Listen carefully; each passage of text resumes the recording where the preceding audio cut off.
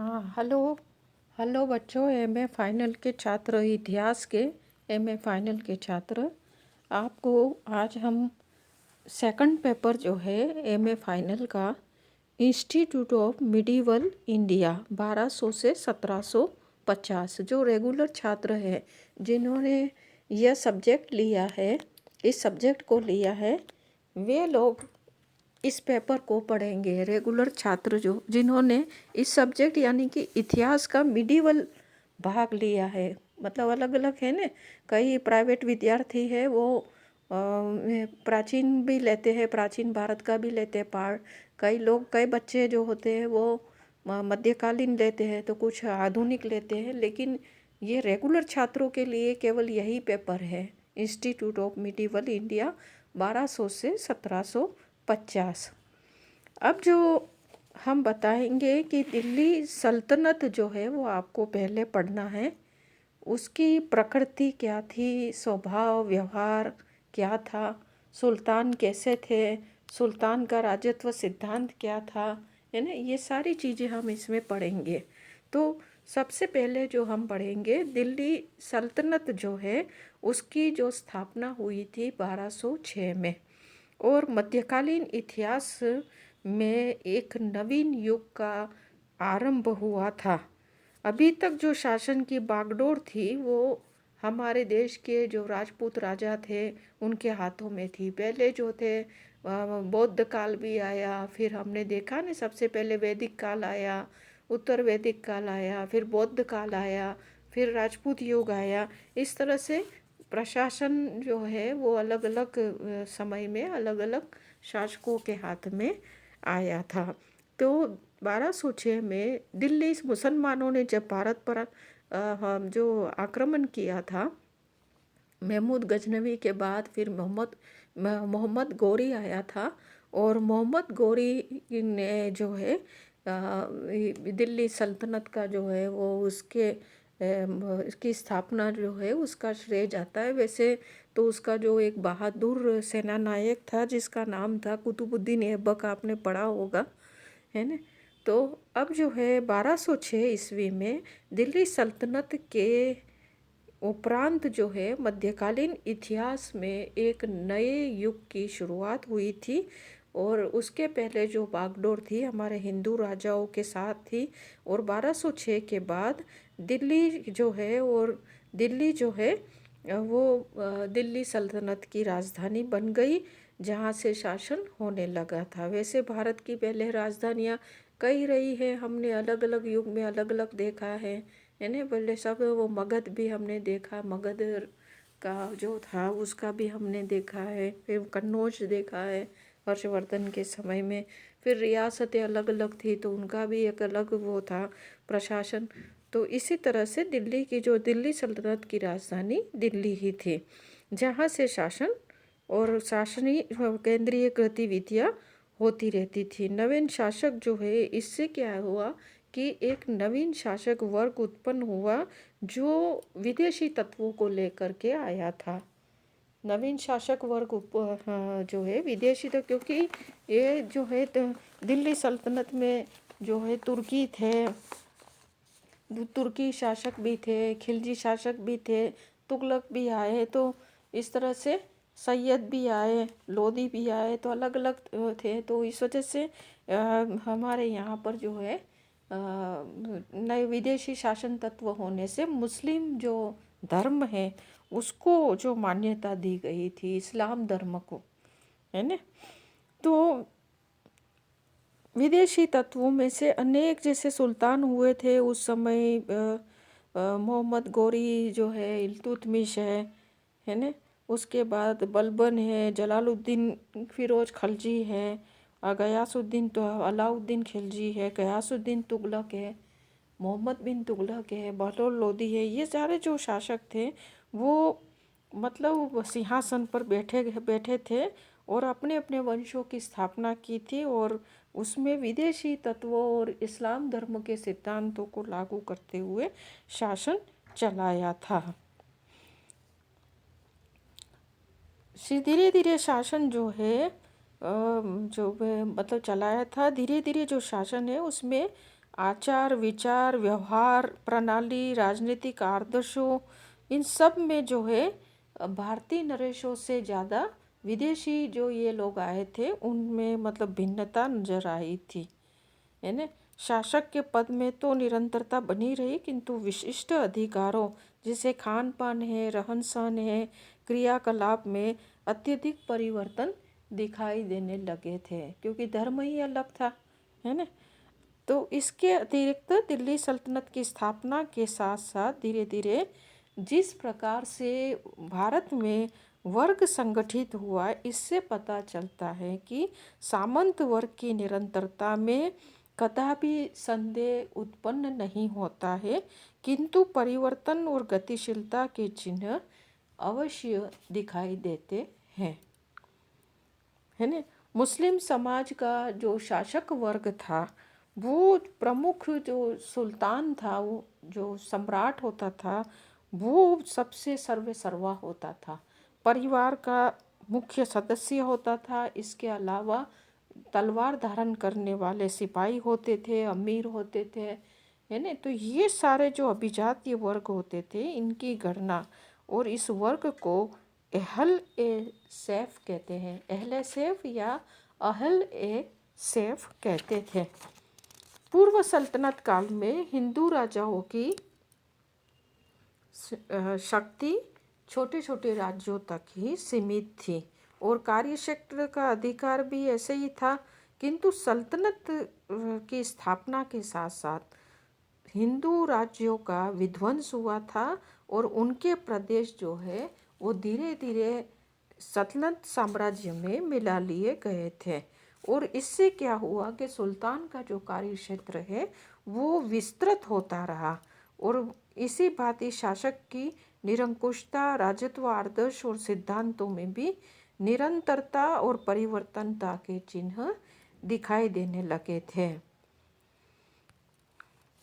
सुल्तान के सार्वजनिक एवं व्यक्तिगत जीवन के विभिन्न पहलुओं को भी हम ध्यान में रखें तो यह बताने की चेष्टा की गई कि सुल्तान का पद, उसकी प्रतिष्ठा, राजस्व आदर्श, उसका राजत्व सिद्धांत, ये सब हिंदू शासकों के समान थे, किंतु अन्य क्षेत्रों में वो कुछ भिन्न भी थे।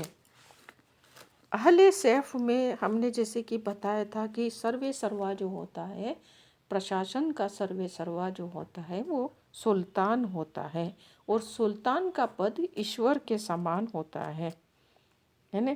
तो सुल्तान जो कहता है, सुल्तान जो करता है वो एक ऐसा है कि वो इस धरती पर, जो इस्लाम में ये कहा गया है कि धरती पर भेजा गया, ईश्वर द्वारा भेजा गया प्रतिनिधि होता है।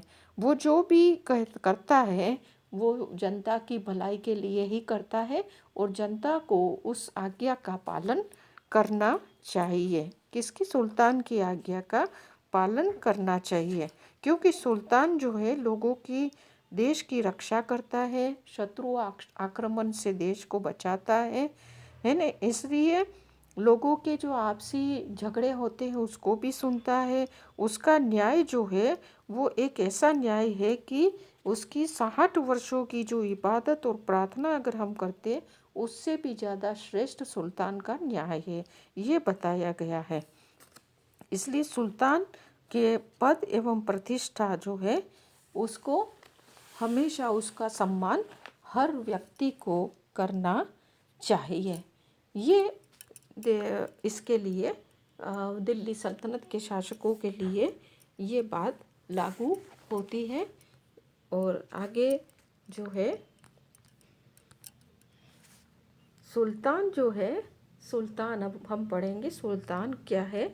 हमने थोड़ा बता ही दिया कि अहले सब में सुल्तान का स्थान सर्वोपरि होता है ना। उसका मुख्य सदस्य होता है अहले सैफ में।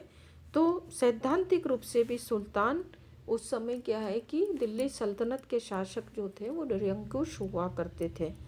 उस समय प्राचीन भारत में सभी जो है आज की तरह प्रजातांत्रिक शासन तो था ही नहीं। तो उस समय जो भी राजा थे वो निरंकुश ही हुआ करते थे। हाँ, थोड़ा कोई दयालु भी होते थे तो कुछ अलग प्रजाहित को ध्यान में रखते थे। तो वो एक अलग बात है ना। तो इसलिए सैद्धांतिक रूप से सुल्तान जो है निरंकुश हुआ करता था। वो किसी भी प्रकार के नियम से बंधा हुआ नहीं है। उसके अधिकार जो है वो असीमित है। उस पर न तो मंत्रियों का अंकुश है, न ही उलेमा वर्ग। उलेमा वर्ग जो वो होता है, जो इस्लाम के जो धार्मिक ग्रंथों को, मतलब धार्मिक ग्रंथ कुरान है और जो हदीस है, शरा है, उसके नियमों और जो उसका बहुत अच्छा अध्ययन किया हुआ व्यक्ति जो होता है वो उलेमा होता है। तो उसके जो सुल्तान के अधिकार असीमित थे और उस पर न तो मंत्रियों का अधिकार था, न ही उलेमाओं का था। उसकी व्यक्तिगत इच्छा ही सर्वोपरि थी और वो कभी भी किसी से निर्देशित नहीं होता था। हाँ, वो मंत्रियों की ये परामर्श जरूर लेता था, लेकिन अंतिम जो निर्णय है वो उसके ही हाथों में होता था। सल्तनत की स्थापना से पूर्व भी इस देश में निरंकुश व कठोर प्रबुद्ध उदार शासकों का भी शासन रहा था। शासकों के व्यक्तिगत गुणों और उसकी योग्यता अयोग्यता और काल की प्रवृत्तियों और शासन की आवश्यकताओं पर ही शासन की प्रकृति तथा शासक की स्थिति निर्भर करती थी। अतः शासक की सैद्धांतिक स्थिति चाहे कुछ भी हो, किंतु व्यवहारिक जीवन व प्रशासन में सदैव वह अपनी प्रतिष्ठा प्रशासनिक परंपराओं, शरीयत और कुरान के नियमों और देश की पुरानी परंपराओं, रीति रिवाजों, न्याय, अनेक बातों का वो उसे ध्यान रखना पड़ता था सुल्तान को। क्योंकि अगर ऐसा नहीं करे तो विद्रोह हो जाता था। फिर जनता को खुश करना भी बहुत ज़रूरी है। अगर जनता विद्रोह कर ले तो फिर सुल्तान की स्थिति बहुत ख़राब हो जाती है ना। तो इसलिए जनता के भावनाओं का ध्यान भी रखना बहुत ज़रूरी होता है सुल्तान के लिए।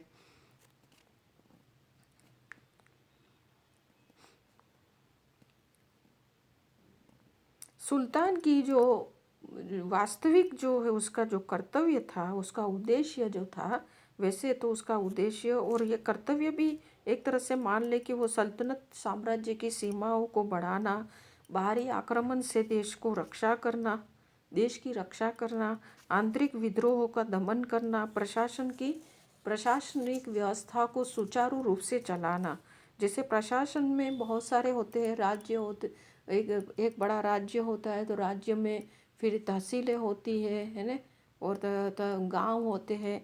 तो उसमें भी प्रमुख जो है वो नियुक्त किए जाते हैं और उनके हाथों में ये होता है। तो ये चीज़ें तो अकेला सुल्तान तो हर जगह पे नहीं जा सकता है। इसलिए ये चीज़ तो प्रशासन जी की व्यवस्था में कुछ मतलब में ये जरूरी है, कुछ व्यक्तियों का समर्थन लेगा। न्याय करना, सर्वसाधारण और कुलीन वर्गों तथा अपने सुख और समृद्धि के साधनों को जुटाना, लोक कल्याणकारी कार्यों को करना, ये भी सुल्तान का उद्देश्य होता था। और निसंदेह दिल्ली और आगरा के जो भी सुल्तान आए थे, इल्तुतमिश है, बलबन है, अलाउद्दीन खिलजी, मोहम्मद बिन तुगलक, सिकंदर लोदी, इब्राहिम लोदी, है ना। तो भले वो निरंकुश शासक थे, परंतु उनमें लोक कल्याणकारी की भावनाएं भी थी। इनके भी कुछ राजनीतिक आदर्श थे जिससे वे मन और कर्म वचन साम दंड दाम भेद से भी प्राप्त करते थे। और इनकी यही इच्छा रहती थी कि हम दिल्ली सल्तनत की सीमाओं में निरंतर वृद्धि करते रहे हैं और विदेश प्रदेशों को जीतते रहे और उस वहाँ के शासकों को अपनी अधीनता स्वीकार कराते रहे, उनको उनसे उपहार भी ले और प्रदेश में जो है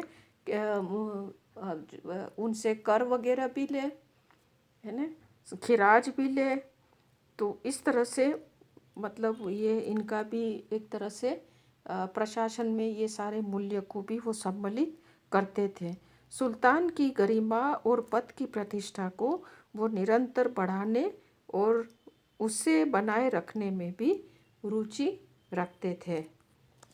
अब है दिल्ली सल्तनत के जो सुल्तान हुए उसके राजनीतिक आदर्श क्या थे। कुतुबुद्दीन ऐबक ने साम्राज्य का विस्तार जो है वो आपको कल आगे देखेंगे। अभी आपको इतना ही बता दें, फिर आप बोर हो जाओगे। ठीक है।